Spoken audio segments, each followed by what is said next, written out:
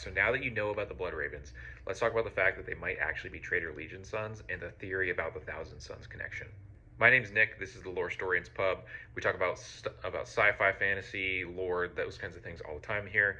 And this is going to be part 2 of the Blood Ravens saga that we're going over. Now, in part 1, we talked about the fact that the Blood Ravens have a really high volume of Psykers in their legion, to the point where it's almost kind of odd, because a lot of times the Primarch's gene seed actually will affect how often they get Psykers.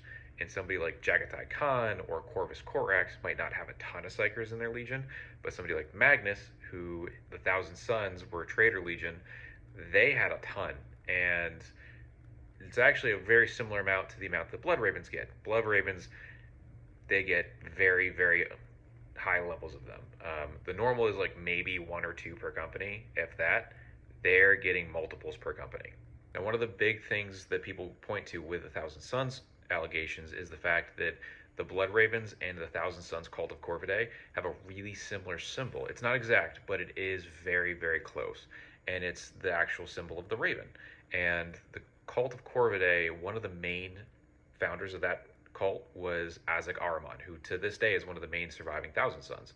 And he seemed to recognize the color scheme that the Blood Ravens have for their armor and the raven symbol, and he actually was the one to make a couple comments about it. Now, this is an older book that he referenced that in. It's the Dawn of War series that it was in, and he even talked to a Blood Ravens librarian, and he talked to them really familiarly. And there's just a lot going on there as far as this one goes, and it's been kind of pushed forward and hinted a little bit. It's never been confirmed. We've never gotten a for sure answer to it, but it is something that kind of looks like it might be the case. One of the theories is that essentially you had loyalist Thousand Sons who survived with heresy. They basically came back and they said, no, no, no, we're Blood Ravens. We were a second founding chapter. We're good. And they kind of sneak in like, we might be a Raven Guard chapter, things like that.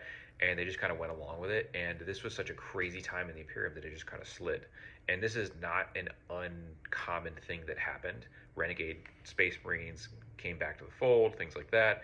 And so it just kind of slipped through. But now the Blood Ravens are wanting their answers. And in part 3, we're going to talk a little bit more about that as well.